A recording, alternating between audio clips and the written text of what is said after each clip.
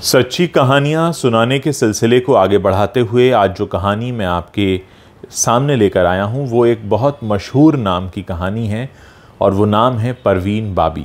परवीन बाबी एक ऐसा नाम जिसके सामने आते ही आपके सामने आती है एक ऐसी इमेज जो है तो भारतीय लड़की की, लेकिन वो अपने वेस्टर्न अंदाज के लिए काफ़ी जानी गई। 4 अप्रैल 1954 को गुजरात के जूनागढ़ में जन्मी परवीन बाबी की ज़िंदगी इतने सारे उतार चढ़ावों से होकर गुजरी कि जिस तरह से अंत हुआ किसी ने सोचा नहीं था कि उनका अंत ऐसा होगा। अपने माता पिता की शादी के 14 साल बाद जन्म हुआ था परवीन बाबी का। जाहिर है बहुत लाड़ प्यार में पली बढ़ी। शुरुआती शिक्षा अहमदाबाद में हुई और फिर मॉडलिंग में अपनी किस्मत आजमाने के बारे में उन्होंने सोचा। कहते हैं वो सिर्फ 18 साल की थी, उसी वक्त उन पर नज़र पड़ी थी, एक फिल्म प्रोड्यूसर हुए हैं B.R. इशारा की। और B.R. इशारा ने उन्हें जिस वक्त उनके कॉलेज में देखा तो उन्हें ऐसा लगा कि उन्हें अपनी फिल्म की हीरोइन मिल गई, क्योंकि वो एक ऐसी लड़की की तलाश में थे जो रंग रूप में तो भारतीय हो लेकिन स्टाइल, अंदाज और परिधान से वेस्टर्न हो। और परवीन बाबी का अंदाज कुछ ऐसा ही था। ये 1972 का साल था और कहीं ना कहीं अब परवीन बाबी को ये लगने लगा था कि हाँ, मुझे मॉडलिंग ही करनी है, एक्टिंग करनी है। किस्मत ने भी साथ दिया, बहुत जल्दी कामयाबी भी मिलने लगी। मैं आपको याद दिला दूं कि 1973 में उनका एक्टिंग डेब्यू हुआ चरित्र नाम की फ़िल्म के साथ। इसमें सलीम दुर्रानी उनके हीरो थे। ये फिल्म तो पिट गई लेकिन लोगों की नज़र में परवीन बाबी आ गई। उसके बाद उनकी डैनी के साथ दोस्ती हो गई, क्योंकि डैनी के साथ उन्होंने एक फ़िल्म की 73 में, धुएं की लकीर। और उस दौरान डैनी से इनकी क्लोजनेस बढ़ने लगी और इतनी बढ़ने लगी कि लोग ये कहने लगे कि इनका अफेयर है और शायद अफेयर रहने भी लगा था। लेकिन ये अफेयर ज़्यादा दिनों तक चला नहीं। इसके बाद उनकी जो नज़दीकियाँ थीं वो बढ़ने लगी कबीर बेदी से। कबीर बेदी उस वक्त शादीशुदा थे, लेकिन कबीर बेदी इनसे इतना प्यार करने लगे कि इनके साथ लिव इन रिलेशनशिप में रहने लगे। इस सब के बीच परवीन बाबी का जो करियर था वो बहुत उफान पर था। 1974 में ये पहली ऐसी इंडियन एक्ट्रेस बन गई जो टाइम मैगज़ीन के कवर पर आई, और उसका कारण वही था कि इतनी अच्छा इनका अंदाज़ था कि लोग इन्हें काफ़ी पसंद किया करते थे। करियर बहुत अच्छा जा रहा था। 1974 में ही फिल्म मजबूर में इन्होंने अमिताभ बच्चन के साथ काम किया। 1975 में ये दीवार में दिखी, फिर 1977 में अमर अकबर एंथनी, 1979 में सुहाग,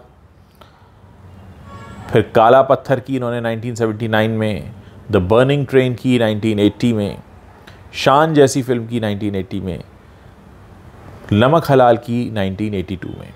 तो कुल मिलाकर ये वो सारी फिल्में थीं जिनसे उनका करियर बहुत ऊपर जा रहा था और हर कोई उनको इस तरह से देखता था कि हाँ, ये कोई एक ऐसी अदाकारा हैं कि जिनके साथ लोग फिल्में भी करना चाहते थे। इधर डैनी के साथ एक रिलेशनशिप ख़त्म हुआ था, कबीर बेदी के साथ रहने लगी थीं, लेकिन कबीर बेदी के साथ भी रिश्ता टूटने लगा। और उस वक्त कहते हैं कि अमिताभ बच्चन से भी नज़दीकियाँ बढ़ गई थीं। लेकिन फिर उनकी ज़िंदगी में महेश भट्ट आए, और महेश भट्ट वो पहले शख्स थे जिन्होंने इस बात को जाना कि शायद इन्हें कोई बीमारी है जिसे सिज़ोफ्रेनिया कहते हैं। अब इस सिज़ोफ्रेनिया के बारे में महेश भट्ट को कैसे पता चला और उनका एक ऐसा बचपन का हादसा कैसे इससे रिलेटेड था, वो मैं आपको बताऊंगा। असल में हुआ ये कि महेश भट्ट इनसे काफ़ी प्यार करने लगे, इनके साथ लिव इन में रहने लगे। उस पर उन्होंने फिल्म भी बनाई थी, अर्थ, आप देख सकते हैं, शायद देखी भी होगी। लेकिन एक रोज़ जब महेश भट्ट घर वापस आए तो उन्होंने देखा कि वो हाथ में चाकू लिए बैठी हैं और उनको लग रहा है कि उन्हें कोई मार डालेगा। और फिर वो इस हद तक शक करने लगी कि उन्हें महेश भट्ट पर शक होने लगा। ये तमाम बातें महेश भट्ट ने कही हैं अपने इंटरव्यू में।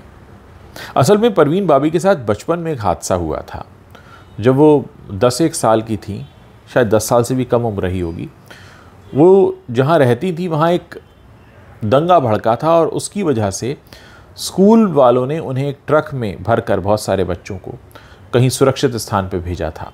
तो वो जो एक डर था उनके अंदर, वो घर कर गया था कि कोई उन्हें मार डालेगा। हालांकि वो एक ऐसा दंगे वाली स्थिति थी जो हर वक्त नहीं होती, लेकिन कहीं ना कहीं उनको ये लगने लगा था कि कोई है जो उनके पीछे पड़ा हुआ है। इधर प्रोफेशनली सक्सेस मिलती जा रही थी, बहुत सी फिल्में हिट हो रही थी, तमाम संबंध बन रहे थे। डैनी के साथ मैंने बताया, कबीर बेदी के साथ बताया, अमिताभ बच्चन के साथ भी नाम जुड़ा, महेश भट्ट के साथ तो रह ही रही थी। इस बीच कुछ ऐसा हुआ 1983 में, बताते हैं कि वो एक दिन एकाएक मुंबई छोड़कर चली गई और ऐसा कहते हैं कि उसके बाद उन्हें यूएस के एक एयरपोर्ट पर स्पॉट किया गया और उस वक्त भी वो वहाँ पर शोर मचा रही थी कि कोई मुझे मार डालेगा। वहाँ पर जो लोग मौजूद थे उनको ऐसा लगा कि ये ज़रूर इनको मेंटल असाइलम भेज देना चाहिए और उनको बाकायदा हथकड़ी लगाकर मेंटल असाइलम भी ले जाया गया था। ऐसी तमाम बातें हैं। कुछ वक्त उन्होंने यूएस में बिताया, वहाँ कहते हैं कि उनका किसी ने इलाज भी कराया लेकिन कुछ फ़र्क नहीं पड़ा। उसके बाद वो 80 के दशक में ही वापस भी आ गई, लेकिन जब तक वो वापस आई तब तक उनमें वो बात नहीं रह गई थी जिसकी वजह से वो टाइम मैगज़ीन के कवर पेज पर आई थी 1974 में। वज़न बढ़ चुका था और आप जानते हैं कि मतलब बिल्कुल भी अट्रैक्टिव दिखने में वैसी नहीं लग रही थी जैसी वो लगा करती थी। धीरे धीरे उन्होंने खुद को तन्हा करना शुरू कर दिया और अपनी ज़िंदगी को समेटना शुरू कर दिया।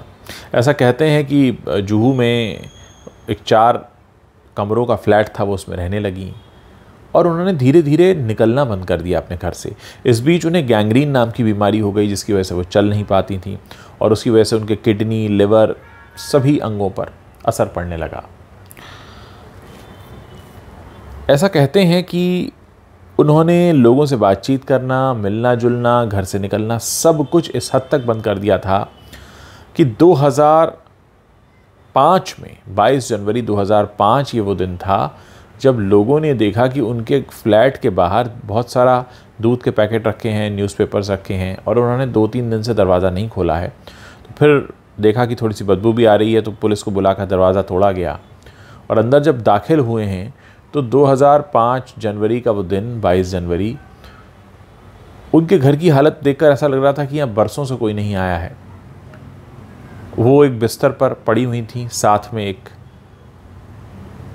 व्हील चेयर थी, कुछ दवाएं पड़ी थीं और 2 जोड़ी कपड़े। आप सोचिए कि इतना बड़ा नाम, मैंने जैसे आपको बताया कि पहली इंडियन एक्ट्रेस जो टाइम मैगज़ीन के कवर पेज पर आई, जिनके साथ बड़े बड़े हीरो काम करना चाहते थे। अमिताभ बच्चन जैसे हीरो के साथ उन्होंने 8 सुपरहिट फिल्में दी, इसके अलावा भी तमाम लोगों के साथ काम किया। अंत वक्त इतना तन्हाई में, और कहते हैं कि उन जिस वक्त पता चला है उस वक्त 48 घंटे से ऊपर हो चुका था, तो बहुत ख़राब स्थिति में वो उनका अंतिम वक्त गुज़रा। फिर उनकी जाने के बाद उनकी प्रॉपर्टी और उनकी वसीयत को लेकर भी काफ़ी विवाद होते रहे और उनके जाने के कई साल बाद उनकी वसीयत को जब खोला गया तो उसमें लिखा था कि मेरी कुल प्रॉपर्टी में से सिर्फ 20% हिस्सा मेरे चाचा को दिया जाए और 80% जो है वो गरीब बच्चों और महिलाओं में या उनकी मदद करने वाली संस्थाओं को दे दिया जाए। इस बीच ये भी कहा गया कि उन्होंने अपना धर्म परिवर्तन कर लिया था और उन्होंने कैथोलिक धर्म अपना लिया था।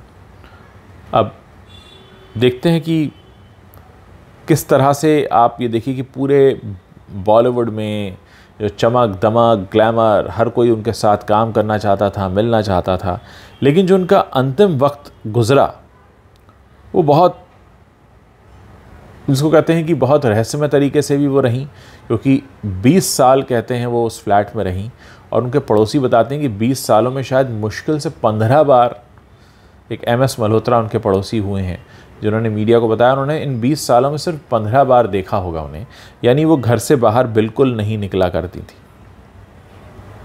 1988 में आखिरी फिल्म उनकी आई थी आकर्षण, उसके बाद कोई फिल्म भी नहीं आई और कहते हैं कि जिस वक्त उनकी मृत्यु हुई है उनके अकाउंट में करीब 20 लाख रुपया था। बहुत तरह की कहानियाँ उनके जाने के बाद बनाई गईं और फिर जांच पड़ताल भी हुई, पुलिस केस भी हुआ, पता करने की कोशिश की गई कहीं कुछ इसमें फाउल प्ले तो नहीं है। लेकिन फिर बाद में उनके साथ जो लोग रह चुके थे, महेश भट्ट वगैरह, उन्होंने सारी बातें बताई। और ऐसा कहते हैं कि उन लोगों से डॉक्टर ने ही कह दिया था कि आप इनसे कम मिलें, क्योंकि आप जितना ज़्यादा मिलेंगे इन्हें पुरानी बातें उतनी ज़्यादा याद आएंगी और फिर वो हो सकता है उन बातों से कभी निकल ना पाए।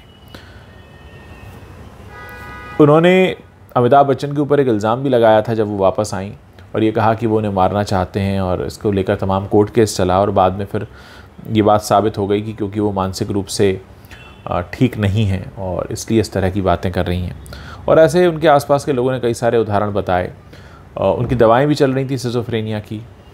एक वक्त ऐसा भी था कि जब महेश भट्ट उनके साथ रहा करते थे तो महेश भट्ट पे वो इल्ज़ाम लगाती थी कि तुम मुझे मारना चाहते हो, तो कई बार उन्हें उनके सामने वो खाना और दवाई खानी पड़ती थी खुद। तो ऐसे तमाम बातें हैं। अर्थ के बाद वो लम्हे भी बनाई महेश भट्ट ने, बाद में शायद 2006 के आसपास आई थी वो फिल्म। तो एक ऐसा व्यक्तित्व, एक ऐसी शख्सियत जिसकी ज़िंदगी इतनी शान और शौकत से गुज़री और फिर अंत समय इतना तन्हाई में, ये भी अपने आप में एक बॉलीवुड की मिस्ट्री में से है। बॉलीवुड में तमाम ऐसी मिस्ट्रीज़ हैं, हम दिव्या भारती की बात करें, श्रीदेवी की बात करें, तमाम ऐसी मिस्ट्रीज़ हैं जो किस तरह से लोग गए पता नहीं चला, क्यों ऐसा हुआ, क्या अंत वक्त था। लेकिन मुझे लगता है कि परवीन बाबी का जो अंत समय है वो सबसे ज़्यादा दर्दनाक था, क्योंकि उनका शरीर भी बेकार होने लगा था और ऐसा होते हुए कई साल बीत गए थे और उन्होंने शोहरत की वो बुलंदियाँ भी देख ली थी। तो जीवन का कोई भरोसा नहीं है। उनके इस पूरे परवीन बाबी के जीवन से जो हमें और आपको सीखना चाहिए वो ये है कि अपनी ज़िंदगी की खुशी आज में है, इसको भरपूर जिएं, इसको अच्छे से एंजॉय करें। आप नहीं जानते कल आपके साथ क्या होने वाला है। इंसान कल की प्लानिंग बहुत करता है, लेकिन बहुत कम होते हैं जो उस कल को देख पाते हैं। ज़्यादातर ज़िंदगी हमारी आज में है। मैं यही कहना चाहूँगा, इस कहानी से यही सबक मिलता है कि अपने आज को जीना शुरू करिए, आपका जीवन अच्छा होना शुरू हो जाएगा। आगे आप बताते रहिए और किस तरह की कहानियाँ आप सुनना चाहते हैं, तो वो कहानियाँ मैं आपके लिए लेकर आता रहूँगा।